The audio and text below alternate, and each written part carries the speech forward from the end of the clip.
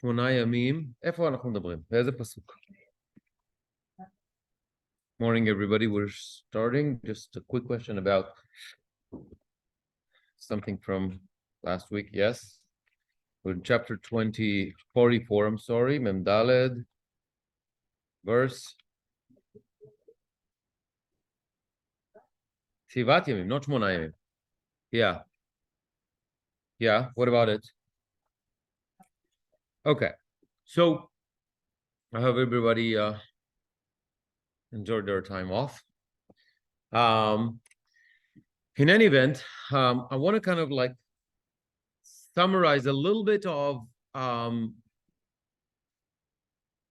kind of wrap it chapter 44 and then go to 45. So when we talk about the prophecy of Yechezkel,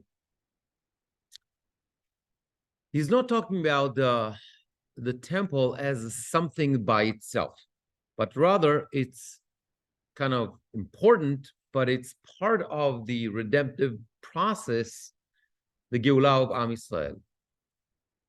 If I'm going to think about it for a second and compare it to the prophecies of Yeshayahu and Yirmiyahu, for example, they're talking about, right, the redemption of the nation. So it's like about the people. But when it comes to Yechezkel, he's talking about also, it's the temple, it's the other side, it's God.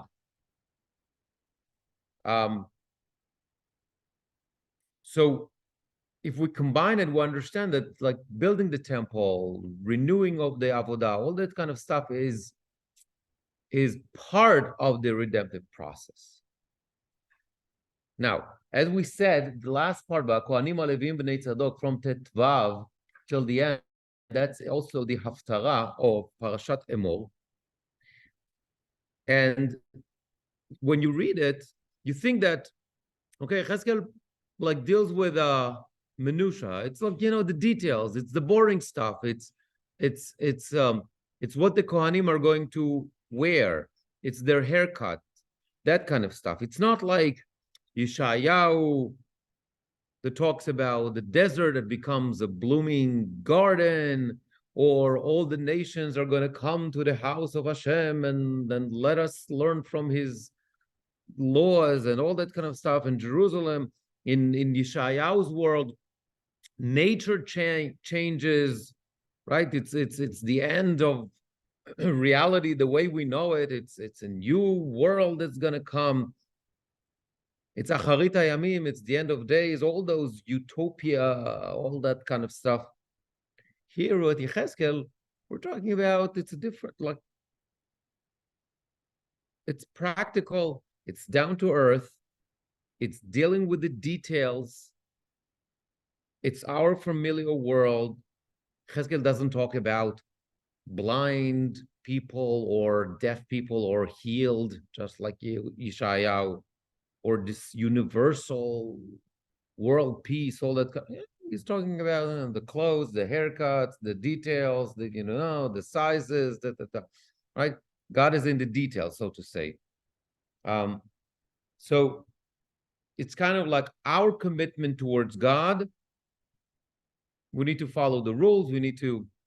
This is how the Geulah is going to come. Now, one tiny interesting detail that I thought about. If you look at the end of Parashat Emor, which is, this section is the Haftarah for Parashat, so always got to be a connection. So we said, okay, we understand the connection. It's the Kohanim, it's their job, all that kind of stuff, which both Yechezkel talks and also the Torah reading talks about. At the end of it, there's this interesting story of the Megadef, right? Who's the Megadef? Is that guy that, when you look at the end of Parashat Emor, right? The guy that curses, basically, right? Uses God's name to curse, and of course he's punished and all that kind of stuff. But the idea is, I think that there's like another connection that to what Yechezkel is doing. Megadef, right? The blasphemer. Because that's what he's like coming against this idea of, of basically of sanctity. I can curse, I can use the holy name. There's no kedusha in any of that stuff. Especially the last, and the Gemara talks about it, the last item that the Torah is talking about is the lechem apanim. So the Gemara actually gives an idea, makes a connection, saying that maybe he is even cursing as a reaction to that idea of lechem apanim. So God is not in the details. What's wrong with you people? You need to think about the big picture. It's just like when Korach said, Kulam Kedoshim. Everybody has sanctity. God is inside me, or whatever that means. That kind of stuff. I don't need the practicality. I don't need the details. I don't need you to tell me to do A, B, and C and refrain from, that kind of stuff. Comes Yechezkel and says, no. God is in the details. You can't think that you're going to be a good person. You can't just think that you're going to do the right thing. You're going to, support the poor and the needy. You need halachot. You need to break it down to specifics, the details. That's what makes it. There's a lot of books that talks about organizations and how to create a successful change in organizations and all that kind of stuff. One of the things that they recommend is, if you want to create a change, one of the things you need to do is to break it down to the smallest components. Don't come and say, well, we can make it, this is going to be better. We need to, no. How? What are the obstacles? What exactly your plan is? How are you going to break it down? How are you going to overcome all the challenges? What exactly going to happen in every stage? The more specific you are, the better chance you have in order to create a change, right? So just a second, Hannah. So this is to some extent what Yechezkel is doing here. He takes this idea of redemption, of Geulah, of Beit HaMikdash, and all that kind of stuff, and he brings it down. He brings it down, he breaks it down to details, he brings it down to measurements, he breaks it down to how things are going to be done, today we're going to learn also about the land, all that kind of stuff, how it's done, that makes it real, right? We can talk about justice, we can talk about supporting the those who live in the margins of society. We can talk about all that stuff. But unless you have laws, like the Torah says, you do this, you do this, you do this, you do this, you don't do this, you don't. That's the halacha, basically. The halacha takes all those concepts and breaks it down to reality. This is how you achieve this kedusha. Yechezkel also, by the way, the Netziv is interesting. See, when it comes to that, he talks about this, mentions this idea, the difference between the first and the second temple. The first temple you had the prophets, you had more of spiritual leadership, right? And the second one, it was about the halacha. You had rabbis, right? You had already like the Mishnah. There was no nevuah. Nobody had a direct connection with God anymore, right? And this process that we talked about, and moving from that to that, meaning from the connection to God, to the technicalities, to the details, the less of a light and sound show, to the details of what we are supposed to do. How are we supposed to interpret that? How are we supposed to break it down from the concept to the details? This is kind of a movement that we see from the first temple to the second temple. And Yechezkel's vision kind of fits with this idea, with this notion. Speaking about the differences, if you remember, we specifically talked about this, the differences in the role of the Kohanim in this chapter. And the Malbim, as we mentioned, his approach was that the Kohanim are going to be upgraded. Meaning the Kohanim are going to be, their status is going to be similar to the one of the Kohen Gadol. Just want to mention that this is the Malbim's approach. The Radak's approach is different. The Radak's approach is, no, everything is going to be, there's going to be what we call Tosefet Kedusha. There's going to be a greater level of holiness, and therefore, there's higher demand. There are higher demands from the Kohanim. Now, why this is important? What is this idea that, upgrading the role of the Kohanim or more sanctity? Like, what is it all about? What is the Radak and the Malbim are trying? What's the question they are trying to deal with? Obviously, Radak and the Malbim living hundreds of years after destruction. So, what is it that they're trying to answer? What is that question? And I think the question is very simple. After the destruction of the temple, people are in despair. People are in doubt. People say, I don't know if we're ever going to have that, we're going to restore that relationship with God.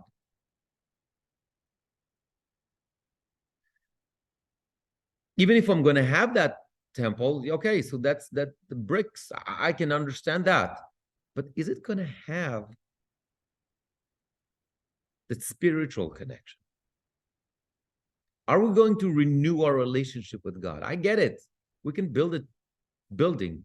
We can bring the sacrifices. We can do all that. I get it. But is my relationship going to be the same with God? And so, Yechezkel continues, and this is not a new question. That's a question that was already, it reverberates already to the times of the Torah. You remember, when was the tabernacle, the Mishkan, when we were commanded to do that? When this whole idea came? After something.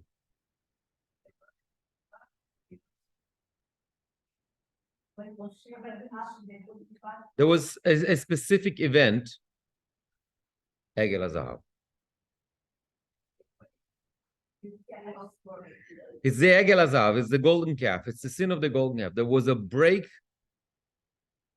right? There was a violation, there was a break in the trust, there was a violation of the relationship between us and God.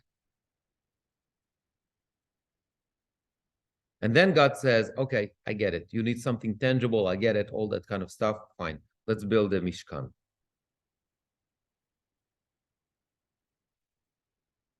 This is the question that Yechezkel is trying to deal with.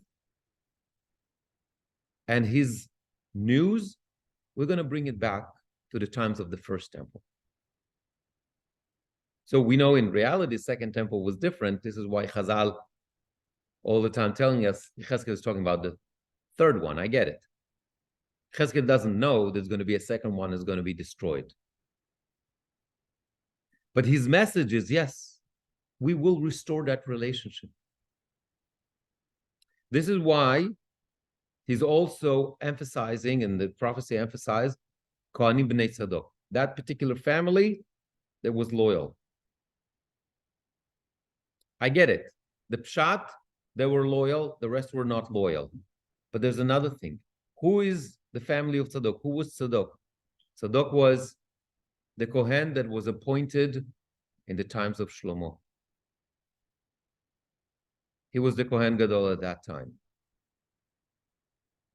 So making that connection is sending a very strong message. We're going to go back to those days.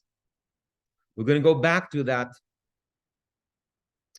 relationship that we had in the temple. And the fact that we are upgrading, so to say, or adding chumrot, or adding stuff to the position of the Kohanim, it means that everything is going to be elevated. It's going to be even better than ever. It's going to be holier. That's the message that Yechezkel is giving the people. And by the way, if you remember, there's another discussion here about the Kohanim wearing white, simple clothes. We talked about that, right? Similar to the clothes of the Kohen Gadol on Yom Kippur. What is this? Why is that connotation does? That connotation does. What is Yom Kippur? Yom Kippur is when we achieve slicha. God forgives us. We start all over. It's a new beginning. God says, Salachti kidvarecha. I forgave you. We're good. Let's build our relationship again. Right? So having all the Kohanim wearing those white clothes creates that connotation to Yom Kippur, to the Kohen Gadol on Yom Kippur on a daily basis. The relationship is going to be restored. Okay, that's the message. Fine. With that in mind, let's go into the next chapter. Now, this is a pretty technical chapter.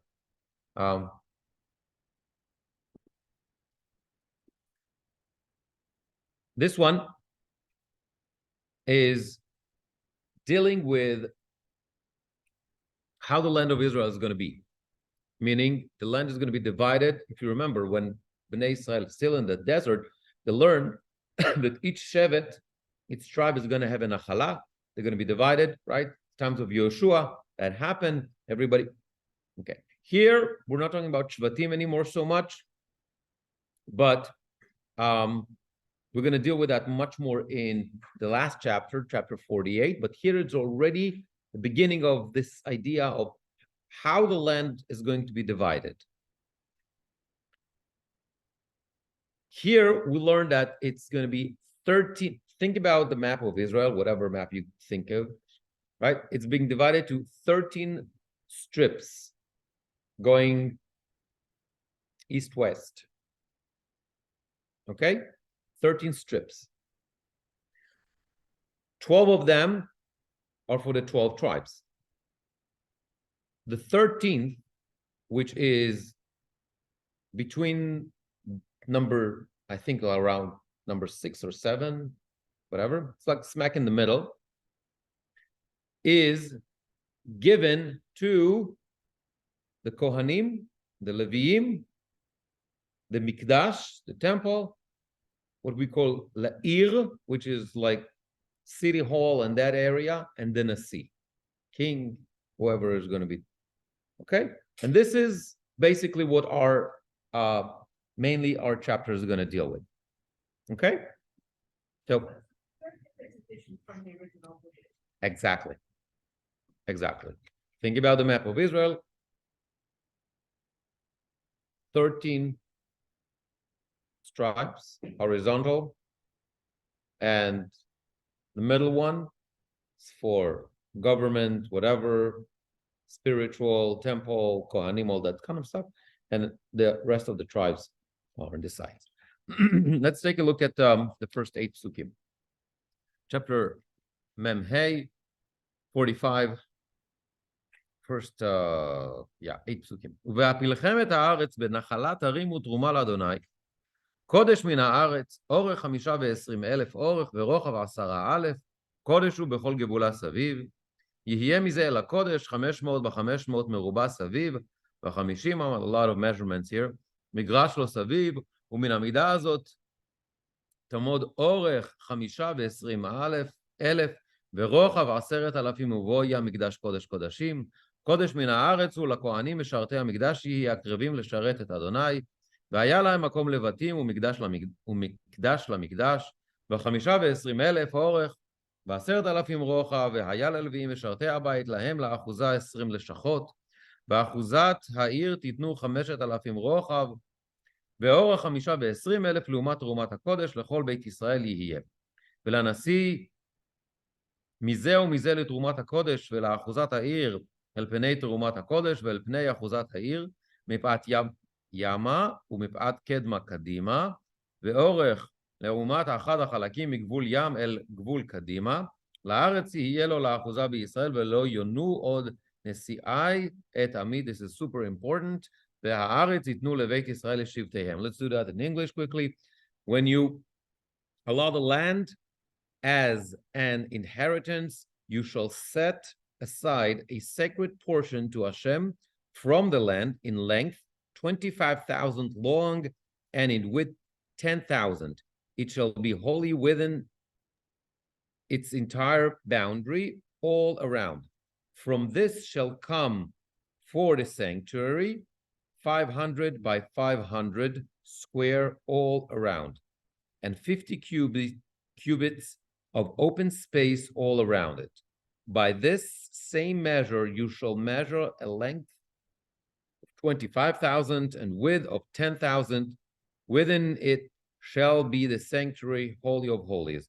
It is a sacred portion from the land for the Kohanim, the ministers of the sanctuary shall it be, those who approach to minister before Hashem. It shall be for them a place for houses, which is also interesting, and as holy ground for the sanctuary. And another strip of 25,000 long and 10,000 wide shall be for the Levites, the ministers of the temple, as their possession. That's also very interesting, with 20 chambers. At the possession of the city, you shall allot 5,000 wide by a length of 25,000 alongside the sacred portion of the entire house of Israel shall it be. And as the portion for the prince on the one and the other side of the sacred portion and the possession of the city, facing the sacred portion and facing the possession of the city, from the western side extending westward and from the eastern side extending eastward, the length corresponding to each of the tribal portion from the western border to the eastern border. It shall be his as a possession in Israel, that my princes shall not again extort from my people. Have a mental note for that. That's very important. Rather, they shall give the land to the house of Israel according to their tribes.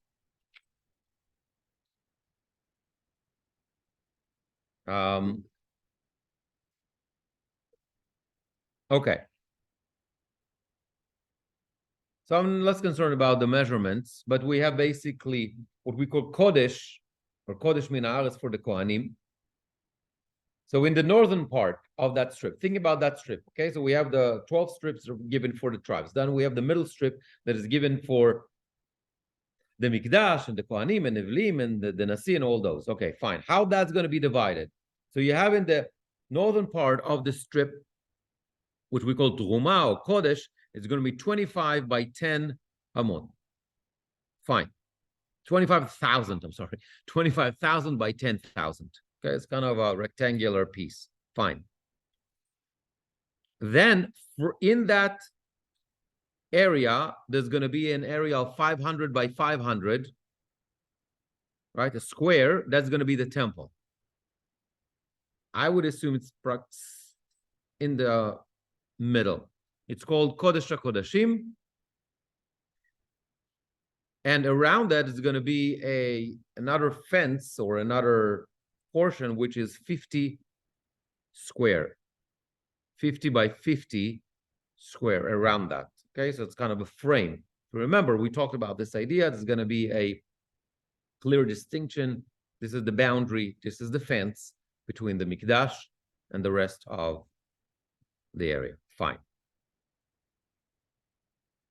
Interestingly, it's called Kodesh HaKodashim. The whole temple courtyard is called Kodesh HaKodashim, just kind of to represent this idea of that everything in terms of Kedusha is being upgraded. Okay, even though it's not Kodesh HaKodashim, but it's just the name. Yes.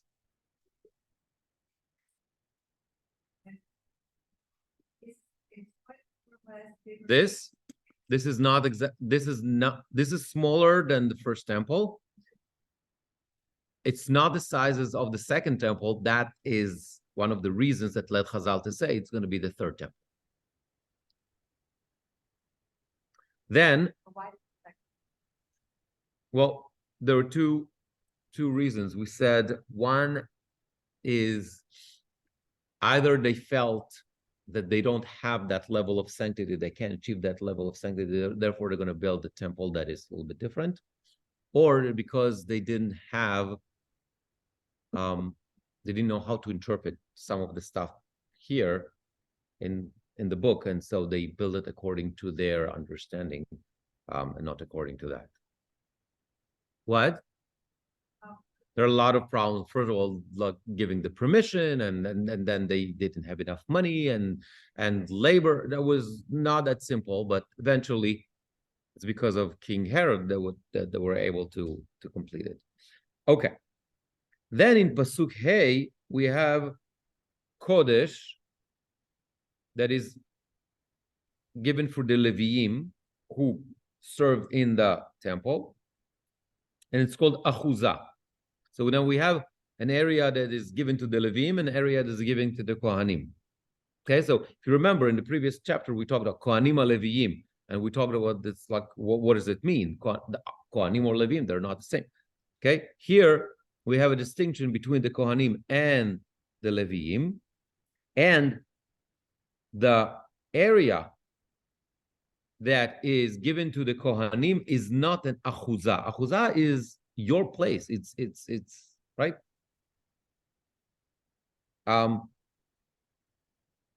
However, the Leviim will get an Achuzah. Now, why this is interesting? Because the Torah says they don't get an Achuzah. They don't get a portion of the land. Here, Yechezkel says, and by the way, that happened in the times of Yoshua. They didn't get. Here, they do get an Achuzah. They get a portion of the land. So what is going on here? How? Okay, so it seems that you remember they were demoted, the Levim. So because of that, since they're not serving, most of them were not serving in the temple anymore. They were stripped out from all their job descriptions and positions, and they were supported by the people. So now they're not doing it. They need land. They need a source of income. They need somewhere to be. Okay, so they're kind of a hybrid between the Kohanim and the rest of the people. Status that is kind of somewhere. Okay, then Pasuk Hey has something that is kind of difficult. 20 leshachot, 20, how they call them here?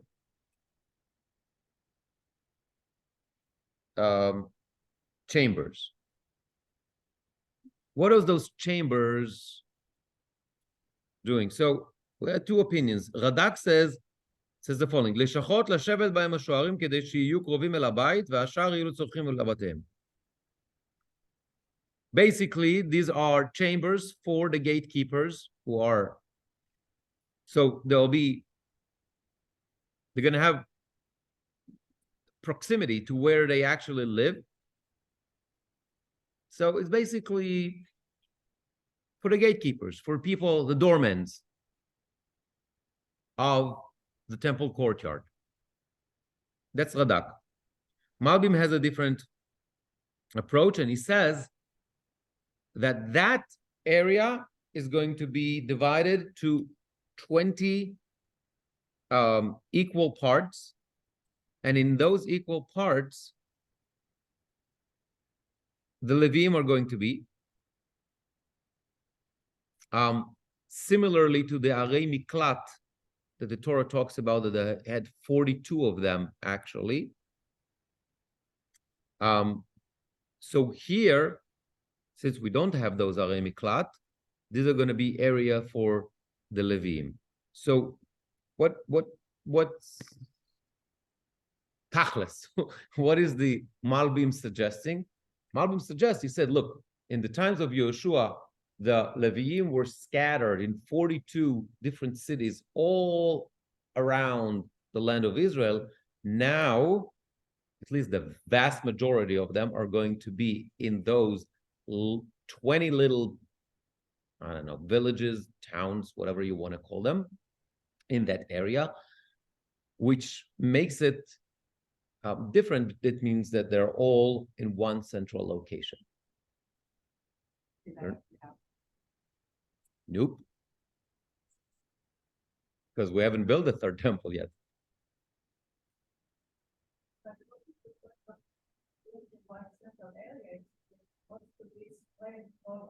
That's exactly the point. They're not. They're no longer. They're no longer. That's what I said. They stripped out from their jobs. Now they need land. I understand what you said, but I don't understand why they said it. Why this came to be? Why this came to be? What do you mean? Why did it came to be? Why they all together now instead of spread out all over? Because it's easier to give them a portion. They didn't have a portion before. They didn't have an achala. Now we have to give them something. So just like the other tribes, we put them in a concentrated area. But the point was at the beginning, when they were set up everywhere, because it's supposed to be the teachers. Correct. It's supposed to be the leaders. Correct. And no longer. So, they don't do that anymore. So what will be the next one? What the other side is out there? No, the Kohanim are going to do that. The other Kohanim. Because if you remember, all the Kohanim started in the temple. Now it's only the family of Tzadok. What happens to the rest of the Kohanim? They're going to take those jobs of the Leviim. The Leviim are going to have pretty much like a regular job, except for certain positions in the temple. For some of them, they're going to have an achala. Yes, Shoshana, just a second. I have a question. Yes. Because now the Kohanim are going to be in the Mikdash and doing the other work all over. So that's why the middle section is longitudinal and the others are like horizontal. I can't see how that happens. They have to be now close to every other place in Israel. No, they don't. They're not going to go everywhere. So who will be the teachers and the? That's the Kohanim. Well, if they are not going to go there, we're going from it. No, they are. They are going to go there. The Kohanim will be, but not the Leviim. No, I'm talking about the Kohanim. Okay. No, so that's why I don't understand. How is the place where the Kohanim are living? Is it going to be? No. The place is only, the land is given only to Leviim, not to Kohanim. There's going to be a small place around the temple for the Kohanim who serve in the temple. The rest of the Kohanim are being scattered all over. I understand that. And Okay. then only one family is the Kohen Gadol. Correct. Okay, so okay. Obviously, there might be thousands of people, might be. They were all gone before. What do you mean? They were always spread around. All over the country. Okay. Now, What will the Leviim do now? they're going to have a land like everybody else. So they have total no other. Except for very few of them who are going to be like gatekeepers and, doormans for the courtyard of the temple and stuff like that. Yes. Okay. Yes.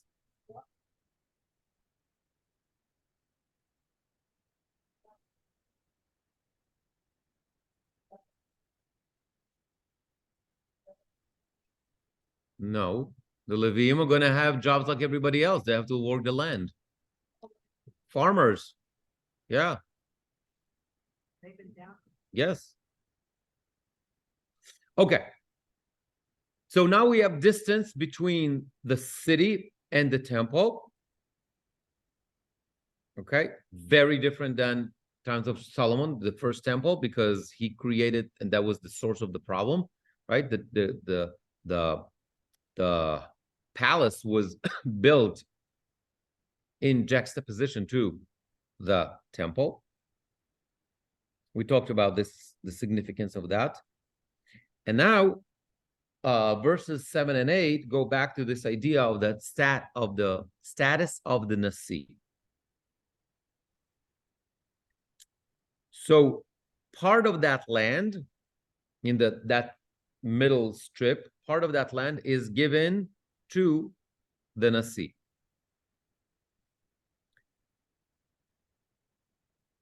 So obviously he's getting a significant part of the land. It's going to be very noticeable that he is the leader.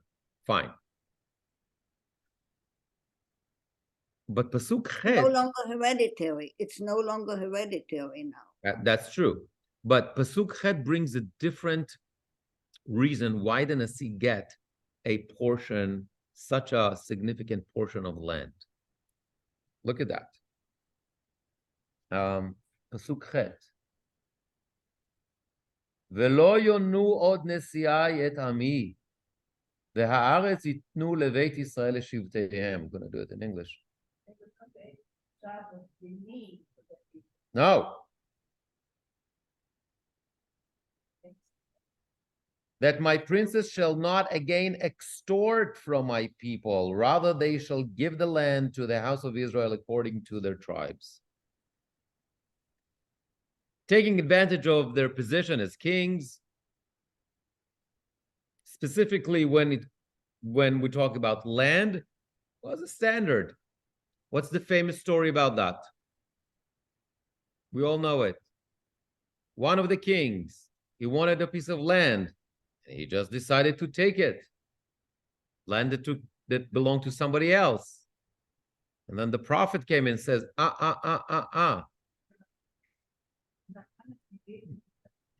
That was not a land. That was a woman. Also a problem, but not a property. Achav, Kerem Navot. Elijah comes in and said, like, what are you, right? Achav decided, oh, I'm going to take it. I want it. By the way, David HaMelech also says that there's also like not David HaMelech, Shmuel HaNavi, when the people ask for a king, says to them, He's going to take the best of your fields, the best of the crop. He's going to do that.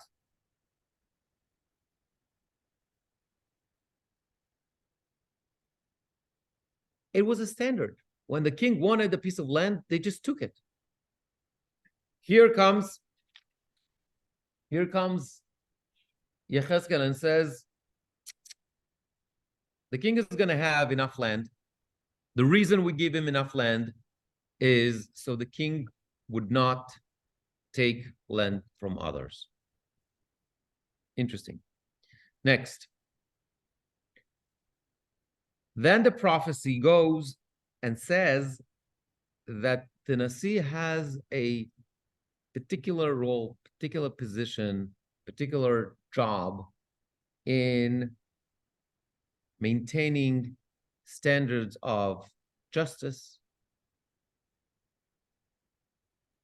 among the people. So let's take a look at verses 9 through 12. כה אמר אדוני אלוהים, רב לכם נשיאי ישראל, חמס ושוד הסירו, ומשפט וצדקה עשו, הרימו גרושותיכם מעלמי נאום אדוני אלוהים, מאזני צדק ואיפת צדק ובצדק יהי לכם. האיפה והבת תוכן אחד יהיה, לשאת מעשר החומר הבת, ועשירית החומר האיפה אל החומר יהיה מתכונתו, והשקל 20 גרה 20 שקלים 5 ו20 שקלים 10 ו5 שקל המנה יהיה לכם. Again, very technical, but let's go into that. Thus said the Lord Hashem, it is too much for you, O Prince of Israel. Set aside lawlessness and and what's the other word? Rapine, whatever that means. Oh, okay, I get it. And do justice and righteousness. This is from your evictions of my people, the word of Lord Hashem. Honest scales, an honest ephah, and an honest bas shall you have. Okay, these are all kind of measurements. The ephah and the bas shall be the same volume. The bat shall, I don't know why it's called a bat, shall contain a 10th part of a chomer, and the ephah is a 10th of a chomer. Relative to the chomer shall their volume be. The shekel shall be 20 gerah, 20 shekel plus 25 shekels plus 15 shekels shall comprise a maneh for you. So we saw in chapter 22, we saw the sins of the princes, right? Here they are called to rectify all this Hamas and all that bad stuff, and do justice, righteousness. So repair the sins of the past.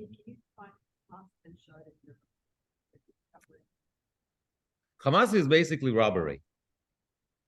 That's the simple shot of it. Yeah, that also it's robbery, but it's armed robbery. Hamas is, but it's also. It's thieving. To be a thief with violence. It's violence. It's to rob.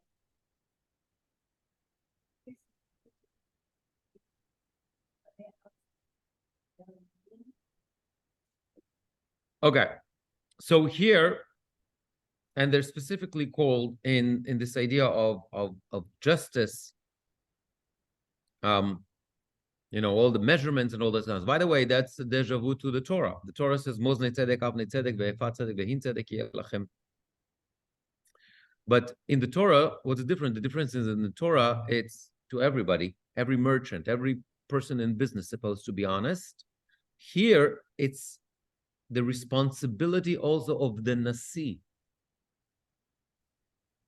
So the government has a responsibility to supervise that indeed business is done according to the law. I'm trying to put it in some sort of a modern terminology.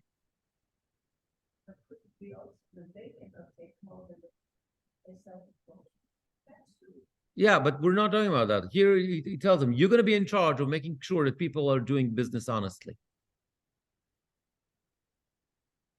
Okay, now prophecy goes to a different place. It's going to be some sort of a contribution, tax, whatever you want to call it, that everybody needs to give the Nasi. This verses 13 through 17. Let's take a look at that. זאת התרומה אשר תרימו, שישית היפה מחומר החיטים, שישיתם היפה מחומר השעורים, וחוק השמן הבת, השמן מעשר הבת מן הקור, 10 הבתים חומר, כ10 הבתים חומר, דסה אחת, מן הצאן מן המאתיים, ממשקי ישראל למנחה ולעולה ולשלמים, ולכפר עליהם נאום אדוני אלוהים.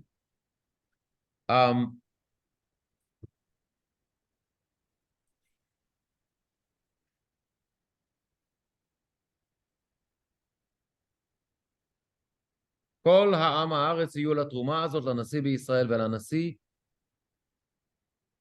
יהיה העולות והמנחה והנסך בחגים ובחודשים ובשבתות ובכל מועדי בית ישראל הוא יעשה את החטאת ואת המנחה, את העולה ואת השלמים לכפר בעד בית ישראל. This 13. This is the portion that you shall set aside, 1/6 of an ephah from the chomer of wheat, and you shall take 1/6 of an ephah from the chomer of barley. The law of the oil, the bat of the oil, I don't know exactly what that is, but it's a smaller portion. The bat shall be a tenth of the kol, which is a 10 bat a chomer, for 10 bat are chomer, and the lamb from the flock out of 200 for Israel's fatted animal. These are all the meat offering, burnt offering, and peace offering to atone for you, the word of the Lord Hashem. The entire people of the land shall join in this donation with the prince in Israel. Upon the prince shall be the responsibility for the burnt offering, the meal offering, and the libation on the festivals, on the new moons, and on the Shabbat, on all the appointed times of the house of Israel. He shall prepare the sin offering, the meal offering, the burnt offering, and the peace offering to atone on behalf of the house of Israel.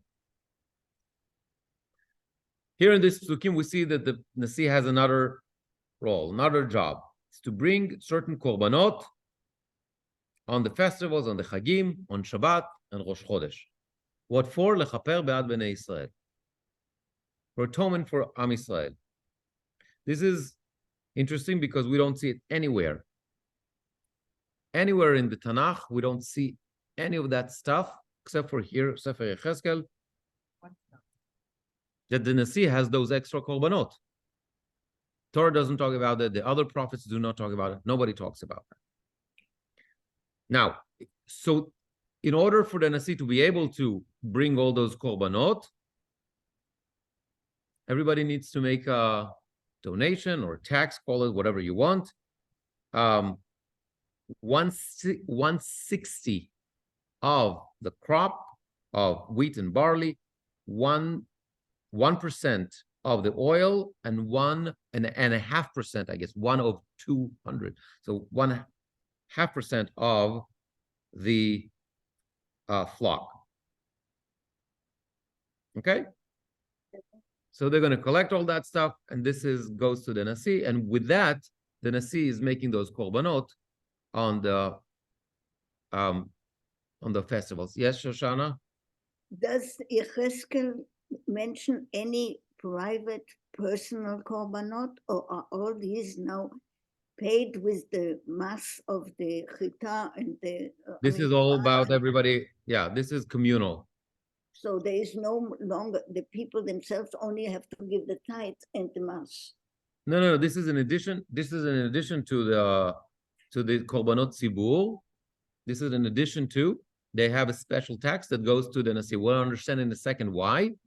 Well, I can say these are, and this is nothing to do with the korbanot of the yachid. And all that for the Sorry. The individuals no longer have an asham and chatat. Of course they do, but there's nothing to do with that. Okay, no, that's what we know. Yeah. So what we see here is these korbanot are not instead of the korbanot zibur that the Torah talks about.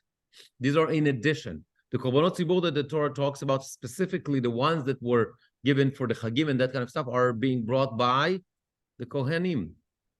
Right? The kohanim are doing that on behalf of or the tamid. Right? These are communal sacrifices that are being brought on behalf of the nation by the kohanim. That's it. Whether it's the everyday, the Shabbat, the Rosh Chodesh, the holidays. Here, there's another set of korbanot that's going to be brought by the Nasi on behalf of everybody. That's in addition to. Okay?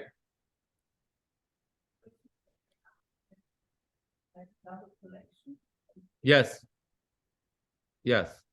Yes. Yes.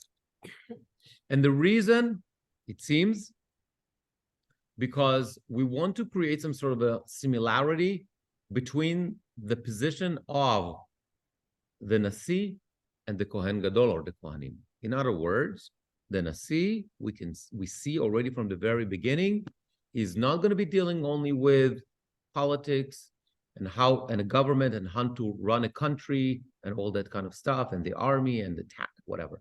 He is required also to be a role model and to serve the nation on spiritual matters.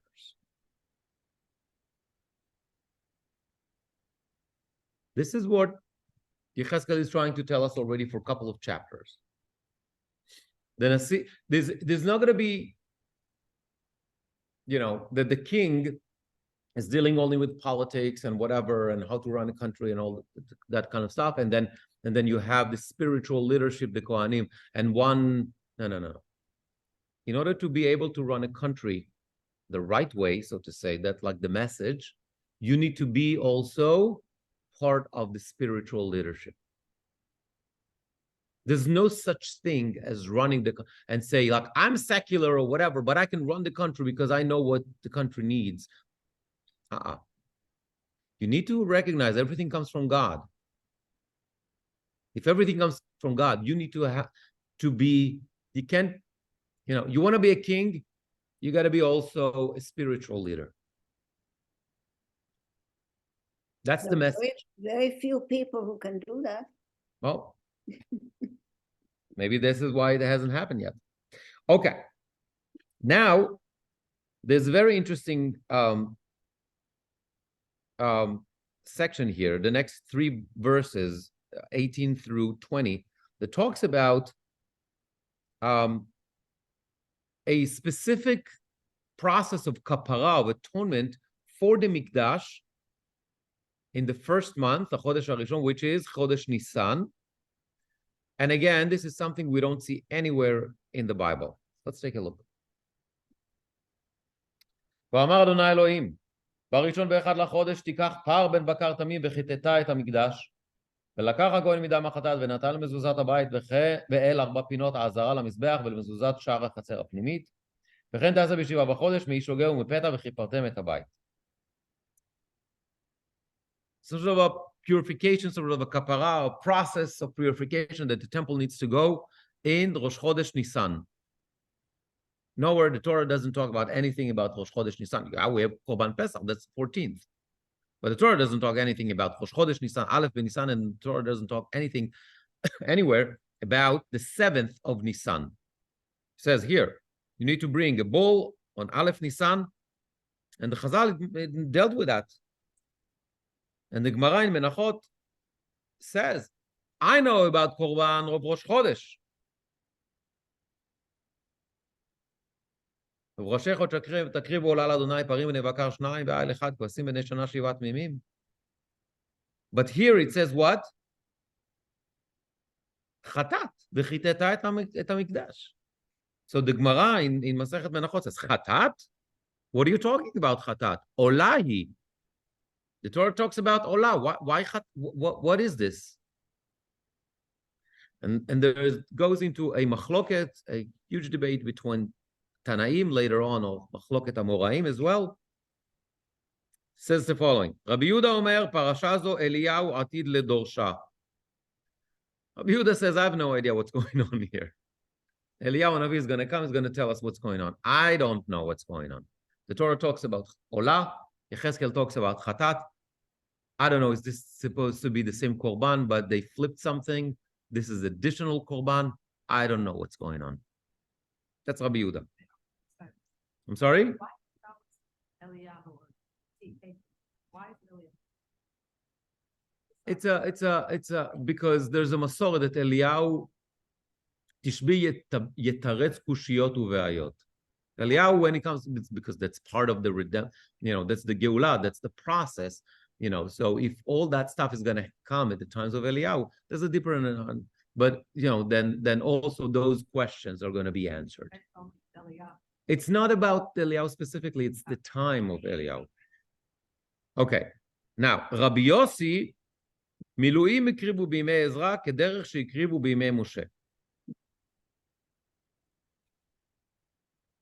But rather, according to Rabbi Yossi, we're talking about a one-time korban that's going to take place in that inauguration of that temple. So just like in the times of Ezra, that it was a one-time ritual that took place, also here in the inauguration. The problem with Rabbi Yossi's answer is that the previous chapter or 2 chapters ago, whatever, we already talked about the inauguration of Beit HaMikdash, and there's no mentioning of such ritual. So where this is coming from, what is going on here? By the way, the end of that sugya in Masechet Menachot is that famous saying that we dealt with that in the first chapter of Yechezkel that says, Amar Rav Yuda Amar Rav, Zachur oto ha'ish letov, v'chanina ben Chizkiya shmo, she'ilmele hu nignas sefer Yechezkel, שהיו דבריו סותרים דברי תורה. מה עשה? העלה 300 גרבי שמן וישב בעלייה ודרשו. That goes back to what we talked about like a year and a half ago, I guess, or whatever, when we started that book, talking about the process or the difficulty that Chazal had in including the book of Yechezkel as part of the Tanakh. Because of those contradictions that we find in Sefer Yechezkel, between Sefer Yechezkel and the Torah, Chazal had difficulties. They said, like, we can't, when they added the Tanakh and they decided what books are going to be in, what books are going to be out, there was a huge debate what to do with the book of Yechezkel. On one hand, it follows the criteria, it has a message for future generations, it's a prophecy, blah, blah, blah, all those criteria that should put the book as part of the Tanakh. On the other hand, it's full of contradictions to the Torah. So what do?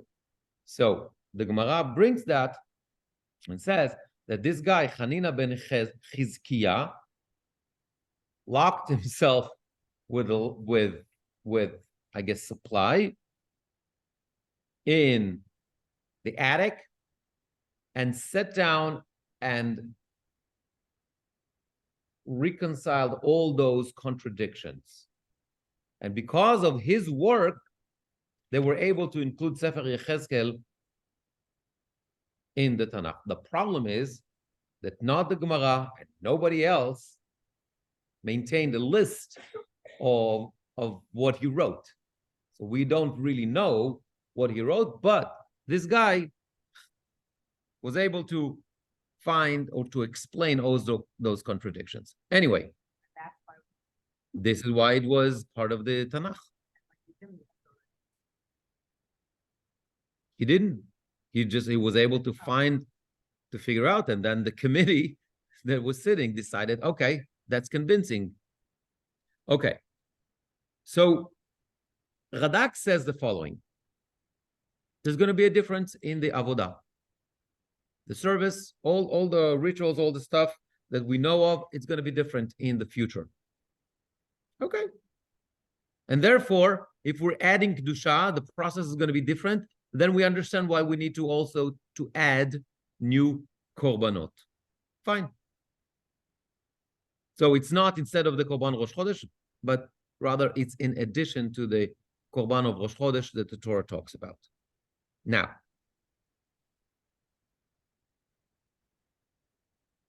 I said it's Aleph Nisan. Aleph Nisan is the biblical Rosh Hashanah. I mean, we have Rosh Hashanah, but that's on Tishrei, and it's a biblical holiday. But Aleph Nisan is technically the biblical Rosh Hashanah, right? So we can look at that korban as some sort of a renewal, ritual, something that is associated with the new year. Okay? Some sort of renewal of the covenant with God, something like that. Because Rosh Hashanah comes in the middle of the year if you start counting from Nisan. Only later on, Chachamim made Rosh Hashanah into the beginning of the year, and we start counting from Tishrei. But up until that point, according to the Torah, you start from Nisan. So perhaps this is the idea here. Now, so we do that ritual on the 1st of Nisan. Then a week later, on the 7th of Nisan, we do that again. Me'ish shoge umipeti. Why we have to do it again? Malbim says that Rosh Chodesh Nisan Aleph is for Chataim b'mezid, intentional transgressions, and on the 7th, something that was done in Shogeg. unintentional sins. I didn't know this thing was prohibited on Shabbat. I assumed this piece of meat was kosher. Right, that's shogeg. Fine. After those two pieces, we have like 5 minutes. After those two rituals are taking place on the 1st and the 7th of Nisan, we come to the holiday itself. Right? Which holiday comes? Pesach. Thank you. Let's take a look. Verses 21 to 24. בראשון ב14 יום לחודש, יהיה לכם הפסח. חג שבועות ימים מצות יאכל. ועשה הנשיא ביום ההוא בעדו ועד כל עם הארץ פר חטאת. ושבעת ימי החג יעשה עולה על אדוני 7 פרים ו7 אלים תמימים ליום 7 הימים וחטאת שעיר עזים ליום.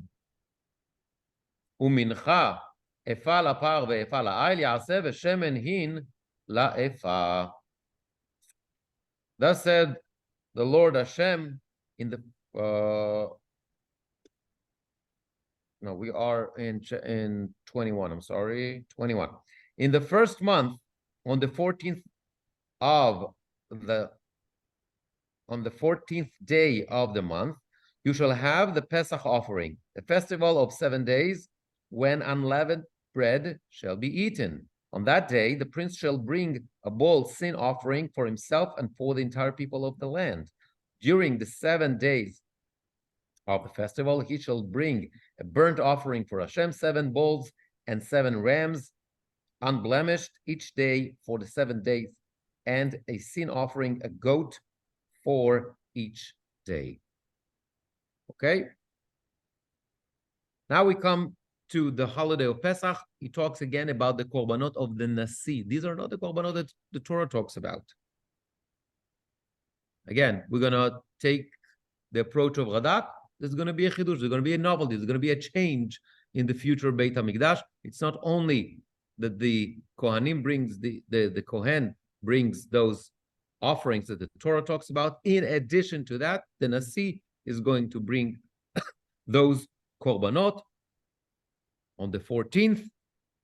And here, again, very similar language to the language that the Torah talks about the korban of Yom Kippur by the Kohen Gadol. בעדו ועד כל עם הארץ, וכיפר בעדו ועד כל קהל ישראל. It seems that this korban of the Nasi on the 14th of Nisan completes that process of purification that started on the 1st of the month, continues on the 7th, and ends on the 14th. The idea is that, again, the Nasi is not only responsible for leading the nation, but rather he is leading the nation in government, etc., but also from a spiritual perspective. He has a spiritual role. And I think the similarity in language creates this connotation to the avodah of the Kohen Gadol. Just like the Kohen Gadol is dealing only with the spiritual, we want to make connotation between the Nasi and the Kohen Gadol. Last 2 points, or 1. Let's go into the last pasuk, Kafhei. בשביעי ו15 יום לחודש בחג יעשיך אלה 7 ימים כחטאת וכעולה כמנחה וכשמן. In the 7th month, on the 15th day of the month, during the Sukkot festival, you shall do the same for the 7 days, like the sin offering, like the burnt offering, like the meal offering, and like the oil. So on Sukkot, the Nasi is required to bring the same korbanot as Pesach. Again, the same thing. And again, here, this is not substitution for the korbanot that brought by the Kohanim, but in addition to.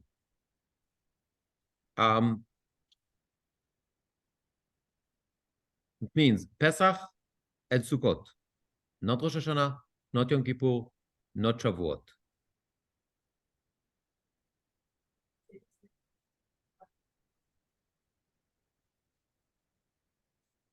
Well, okay, but I think that something else is going on here. I think that those korbanot supposed to kind of demonstrate what is the position of the Nasi to the people, right? And the people, when do the people come to Yerushalayim to watch like the whole thing Aliyah L'Regel on Rosh Hashanah and Yom Kippur? No. It's only on Pesach, Shavuot, and Sukkot. Just a sec. Pesach, Shavuot, and Sukkot. So it's every 6 months. There's no need to do that again on Shavuot. Shavuot comes only 50 days after Pesach. There's no reason to do that. And so every 6 months, there's a reminder because everybody is gathering in Yerushalayim, right? And it's a reminder, they see the Nasi, that what is we expect, what is the job of the Nasi? It's not only governing the state, but it's also being a spiritual leader.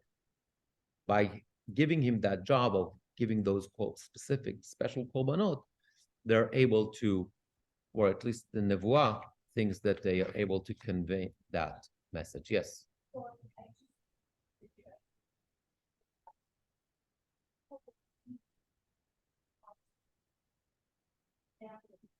Tzadok.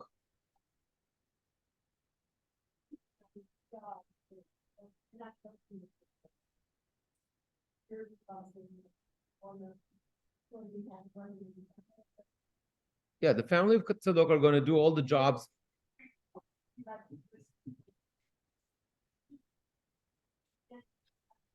There's like, okay, so there are certain levels of jobs in the temple.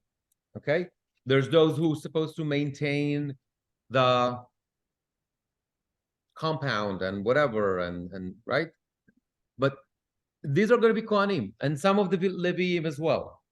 But the bringing the sacrifices, doing the avodah itself, sprinkling the blood on the altar, taking the blood from one place to the other, all that kind of stuff, which is like, let's call it the highest level of service, that is given only to that family. Yeah. Okay? But the other Kohanim are still going to be involved with a lot of the stuff. The Nasi is a totally different thing. The Nasi is doing all his stuff. So there's not the Nasi, no, the Nasi is the king, basically. Oh, I see. Okay. Yeah, the Nasi is the term that Yechezkel used for king, kind of like a little bit derogatory term because he was not a fan of the corrupted kings, and therefore he didn't want to use that same term. Nasi is a president. Oh, yes. Yes. Like somebody has we talked about it a lot when we talked this idea. It's that there's a fundamental difference between a king. A king, in order to be a king, you need to be born to the right family, right? In order to be an Nasi, you need to be qualified. Yeah, because the word Nasi people is also carry. To what? Carry. Right, because what you do, he carries the position. Okay? Or responsibilities. Okay. Thank you, everybody. We will next week, same time, same place. Yeah.